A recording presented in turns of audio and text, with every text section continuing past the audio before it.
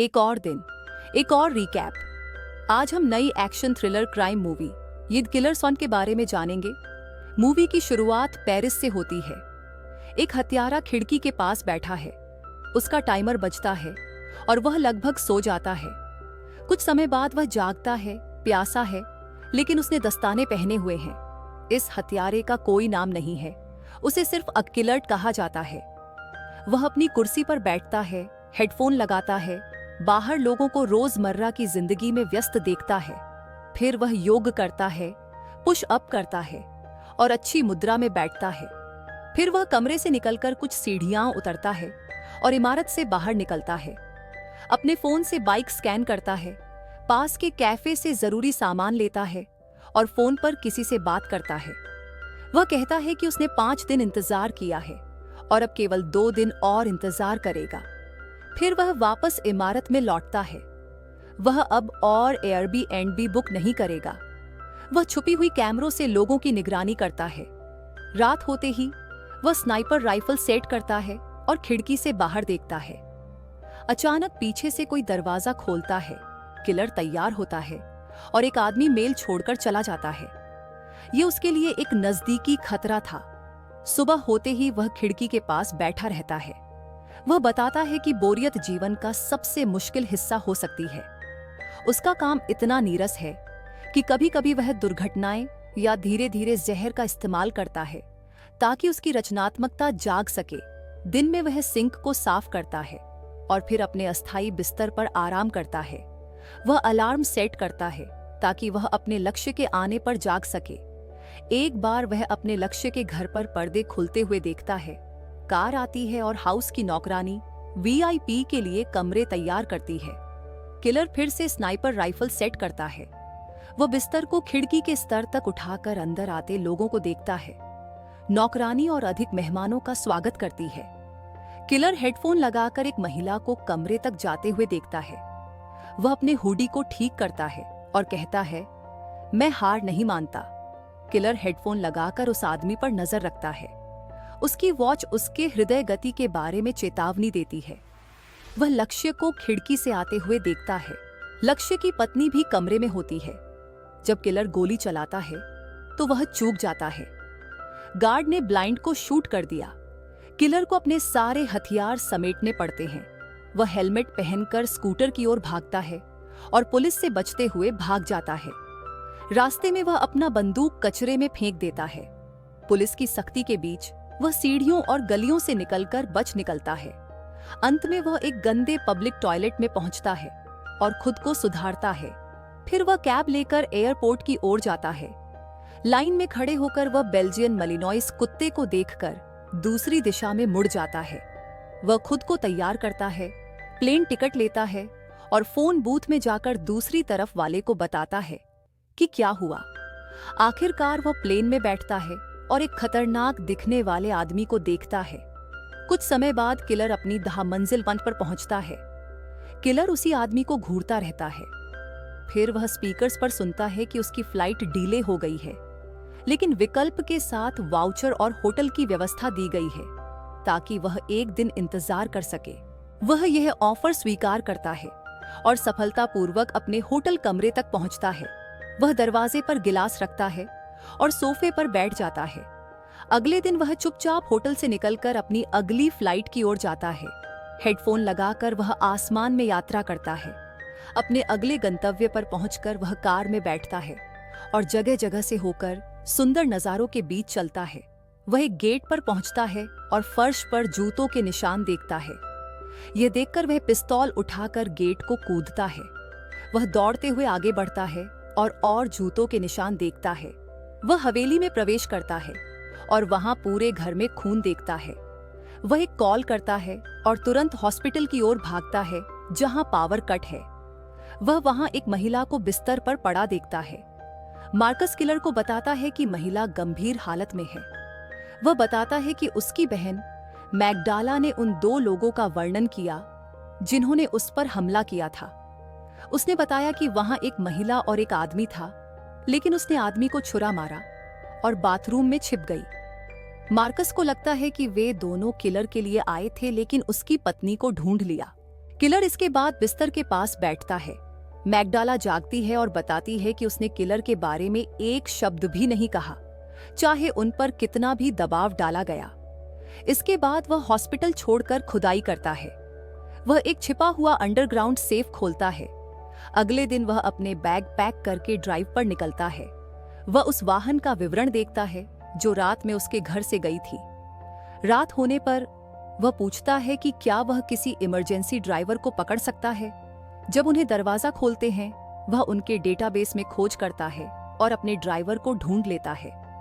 Killer Dolores को एक package भेजता है और एक जगह पर निगरानी शुरू करता है। वह उस ड्राइवर को देखता है जिसे वह खोज रहा था और उसका पीछा करता है। जब ड्राइवर उसे राइड देता है तो किलर पिस्तौल से कांच पर टैप करता है। ड्राइवर अपना वॉलेट देता है, लेकिन किलर पैसे नहीं चाहता। वह केवल जानकारी मांगता है। ड्राइवर जानता है कि वह किसके बारे में बात कर रहा है और उन्हें फ्रीक कहकर बुलाता है। ड्राइवर किलर को विवरण देता है और बताता है कि उसे मजबूर किया गया था कि वह उन्हें ड्राइव करे। वह बताता है कि कैसे उसने उन्हें एक छिपी हवेली तक ले जाकर इंतजार करना पड़ा, लेकिन किलर को कोई परवाह नहीं है। वह ड्राइवर को मार देता है। फिर वह दूसरे फर्जी पासपोर्ट के जरिए देश छोड़ देता है और न्यू ऑर्लियंस की ओर बढ़ता है। रास्ते में वह एक स्टोरेज फैसिलिटी में रुकता है और वहां अपनी गाड़ी पार्क करता है। किलर अपनी वैन में कुछ बंदूकें, फाइलें और नए नंबर प्लेट के साथ अपने नए काम का वाहन तैयार करता है। कुछ पावर टूल्स और यहाँ तक कि केला भी उसके काम आते दिखते हैं। किलर एक महिला को पहचानता है और उसे डोलोरेस बुलाता है। अब लगता है कि अपने प्लान को अंजाम देने का समय आ गया है। वह खुद को कचरा उठाने वाले के रूप में छिपाकर इमारत में घुसता है। अपने फ्लोर पर पहुंचते ही वह ध्यान से गिनती करता है कि दरवाजा बंद होने में कितना समय लगता है। वह दरवाजे के पास जाता है और एक बबलर से पानी पीता है। अवसर मिलते ही वह ग्लास दरवाजे को खुला रखता है।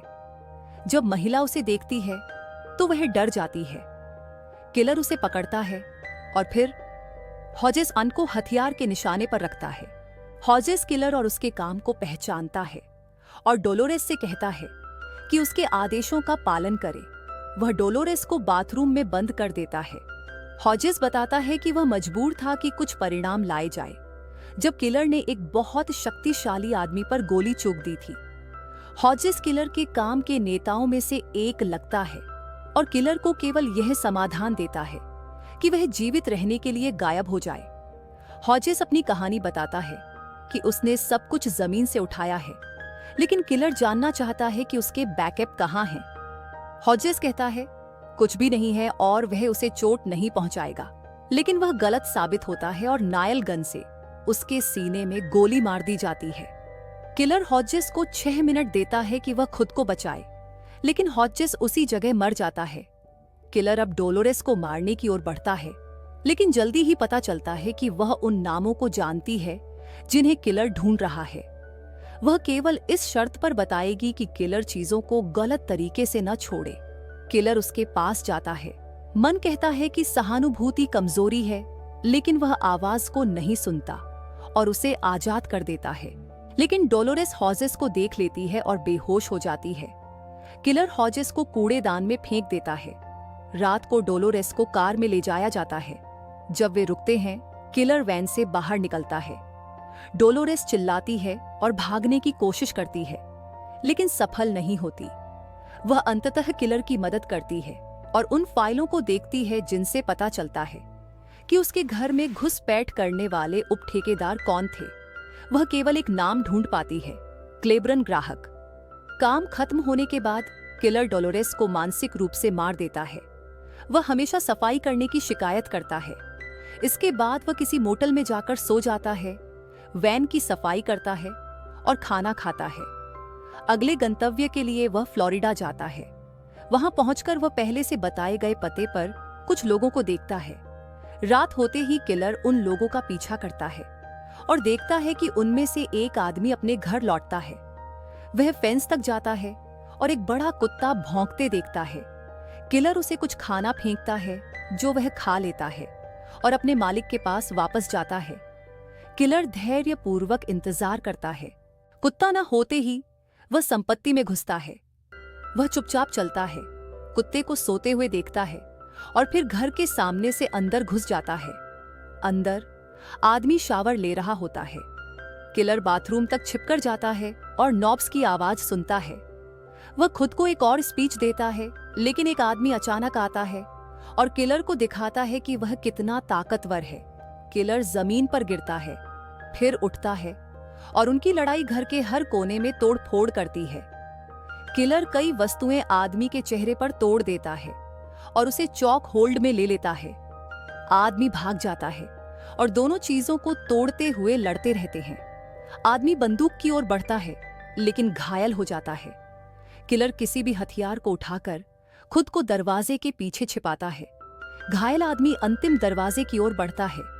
किलर उसे घायल करता है और खत्म कर देता है। किलर अपनी जान बचाने के लिए दौड़ता है। कुत्ता उसका पीछा करता है। सुरक्षित होने पर वह मोलोटोव फेंक कर घर जलाता है ताकि सबूत न रहे। अगले दिन वह एयरपोर्ट जाता है, फिर अपनी अगली फ्लाइट में बैठता है और न्यूयॉर्क सिटी पहुंचता है। यहाँ वह सार्वजनिक परिवहन का इस्तेमाल करता है और खुद के लिए कार रेंट करता है।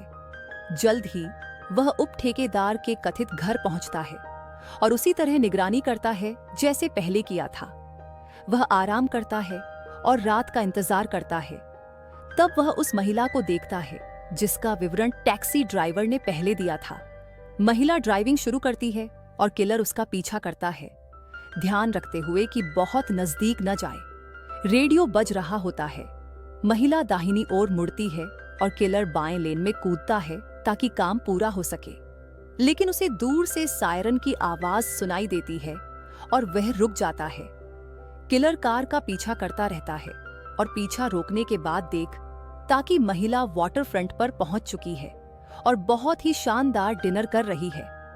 किलर फिर से अपने आप से बातें करने की स्थिति में आ जाता है। थोड़ी देर में वह जबरदस्ती उसके टेबल पर बैठ जाता है और उस पर अपनी बंदूक तान देता है। महिला काफी डरी हुई दिखती है। वह खुद को एक्सपर्टन बताती है और किलर से पूछती है कि क्या उसने हॉजेस को भयानक मौत दी। किलर चुप रहता है। एक्सपर्ट कुछ दोस्ताना तरीके अपनाने की कोशिश करती है, उसे खाना देती है और यह कहती है कि उसने उसकी पत्नी को चोट नहीं पहुंचाई। ये सब क्रूर आदमी ने किया था, लेकिन किलर ने पहले ही उस आदमी को खत्म कर दिया होता है, जैसे एक आम साइकोपैथ करता है। वह सिर्फ अपनी अगली शिकार को घूरता है।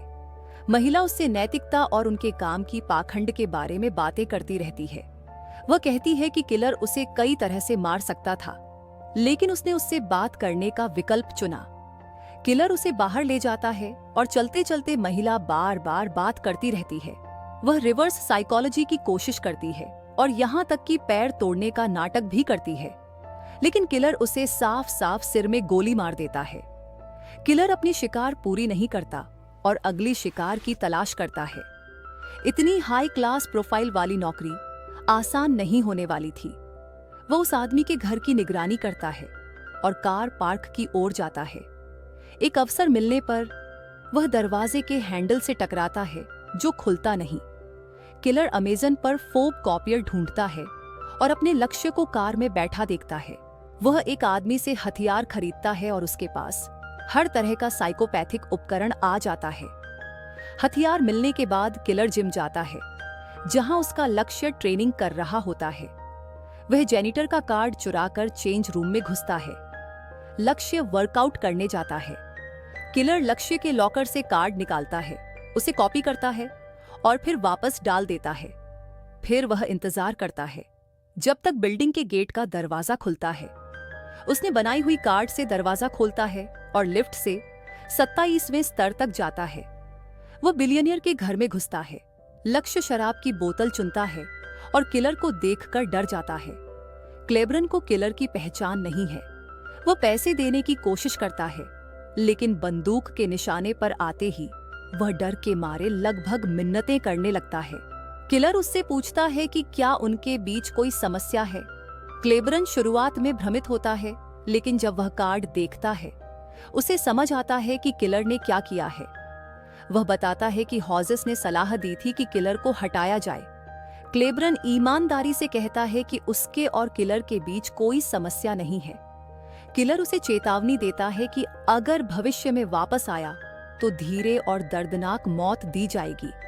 इसके बाद वह कमरे से बाहर निकल जाता है। अंत में वह डोमिनिकन रिपब्लिक जाता है, जहां वह अब स्वस्थ पत्नी के साथ चाय का आनंद लेता है। और यहीं खत्म होती है कहानी।